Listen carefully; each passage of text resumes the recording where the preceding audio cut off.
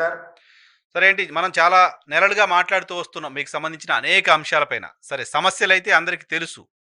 ఏం సమస్యలు, మీకు ఇబ్బందులేంటి, ఏం హామీ ఇచ్చారనేది అనేక సందర్భాల్లో మాట్లాడాం.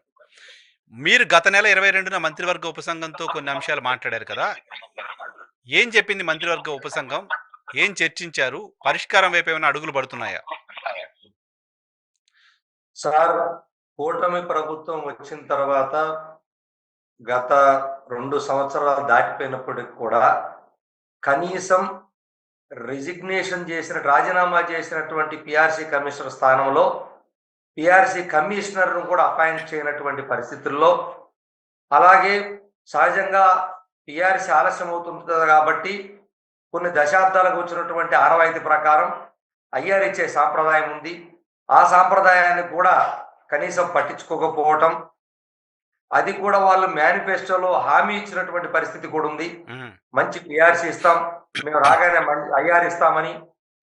అలాగే ఉద్యోగులకు సంబంధించినటువంటి ధరలకు అనుగుణంగా ప్రతి 6 మాసాలకు ఇచ్చే డిఏ కూడా ఇవ్వకపోవడంతో తీవ్రమైనటువంటి మానసిక ఆందోళనలో ఉన్నటువంటి ఉద్యోగుల పక్షాన ఏపీజేఎస్ అమరావతి ఉద్యమం, ఎందుకంటే ఏ ఒక్కరూ పలకనటువంటి పరిస్థితుల్లో, ఏ ఒక్కరూ స్పందించినటువంటి పరిస్థితుల్లో ఉద్యమం తప్పితే ఇంకా వేరే మార్గం లేదనుకొని అందరికి చెప్పి మేము వాళ్ళు స్పందన లేని పరిస్థితుల్లోనే ఉద్యమానికి గత నెల 12వ తారీఖు శ్రీకాకుళంలో సభతో మొదలు పెడదాం అనుకున్నాం. కరెక్ట్ గా 2 రోజుల ముందే లేదు ప్రభుత్వం చాలా సానుకూలంగా ఉంది, మీ అంశాలు పరిష్కరిస్తాం కాబట్టి మీరు చర్చించుకుందాం రండి అని చెప్పని మమ్మల్ని చర్చలకి ఆహ్వానించడం జరిగింది. సరే, ప్రభుత్వం సహజంగానే మాకు చేయాల్సింది ప్రభుత్వమే కాబట్టి ఏ రోజైనా మేము కూడా వెంటనే 2 రోజుల ముందుగా ప్రోగ్రామ్ అక్కడ చెప్పేసి మళ్ళీ ఇక్కడికి రావటం. 10, 11 పోయిన నెల జూలైలో 2 రోజులు కంటిన్యూగా ఏపీజేఎస్ అమరావతి రాష్ట్ర నాయకులతో మంత్రివర్యులు, ఆర్థిక శాఖ మంత్రులు, రెవెన్యూ శాఖ మంత్రులు, ఐఎన్పిఆర్ శాఖ మంత్రులు ముగ్గురు కూడా చర్చలు చేశారు. అయితే మీరు ఇది జాయింట్ షాప్ కౌన్సిల్లో పెట్టండి, తక్షణమే ఉద్యోగ సంఘాలతో చర్చలు చేసి మా సమస్యలు పరిష్కరించండి అని మేము చెప్పడం. దానికి అనుగుణంగానే మరలా 10 రోజులు గ్యాప్ తీసుకుని 22వ తారీఖున అన్ని ఉద్యోగ సంఘాలతో 4 మంత్రివర్యులు, అదే విధంగా 10 మంది స్పెషల్ చీఫ్ సెక్రటరీలతో జాయింట్ షాప్ కౌన్సిల్ సమావేశం నిర్వహించారు. ఆ సమావేశంలోనే మేము ఏదో ఒకరు వాళ్ళు గౌరవ ముఖ్యమంత్రి గారి ఆదేశాలు తీసుకొని వచ్చి మాకు ఏదైనా అనౌన్స్ చేస్తారని వెయిట్ చేశాం. ఎందుకంటే మాతో జరిగిన చర్చలకి 22వ తారీఖు జరిగిన చర్చలకి 15 రోజులు గ్యాప్ ఉంది. సహజంగా అంత గ్యాప్ పెట్టరు ఎవరు కూడా. సరే, ఆ రోజు కూడా చెప్పలేదు అనుకుందాం. దాదాపు ఆ రోజు మేము పీఆర్సీ కమిషన్ దగ్గర నుంచి మా పాత లెక్కల బకాయిలకి పే స్లిప్లో చూపించాలి, మాకు బకాయి లెక్కలతో చెప్పాలి. అలాగే మిగిలినటువంటి 29 డిమాండ్లతో కూడినటువంటి డిమాండ్స్ అన్ని కూడా మేము స్పష్టంగా 5-6 గంటల సేపు అందరు ఉద్యోగ సంఘాలు చెప్పాము.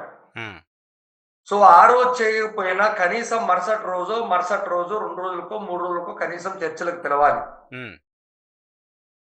ఇదే ప్రభుత్వం గత 18/10/2025న ఉదయం మంత్రులతో సమావేశం జరిగి సాయంత్రం కల్లా తీసుకెళ్లిపోయారు గౌరవ సీఎం గారి దగ్గరికి.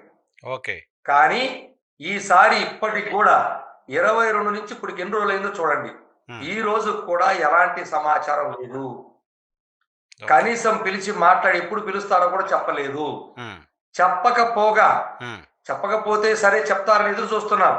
కానీ సడన్ గా 4వ తారీఖున ప్రభుత్వం ఒక ప్రెస్ మీట్ పెట్టి, అయ్యా మా డబ్బులు రాష్ట్ర ఆదాయం మొత్తం ప్రభుత్వ ఉద్యోగులకే పోతుంది కాబట్టి మేమేమి చేయలేని పరిస్థితి అని చెప్పన్నట్టుగా చెప్తే, అప్పుడు ఉద్యోగులకు కానీ ఉద్యోగ సంఘ నాయకులకు కానీ మాకు ఒక్కసారిగా షాక్ అయిపోయాం.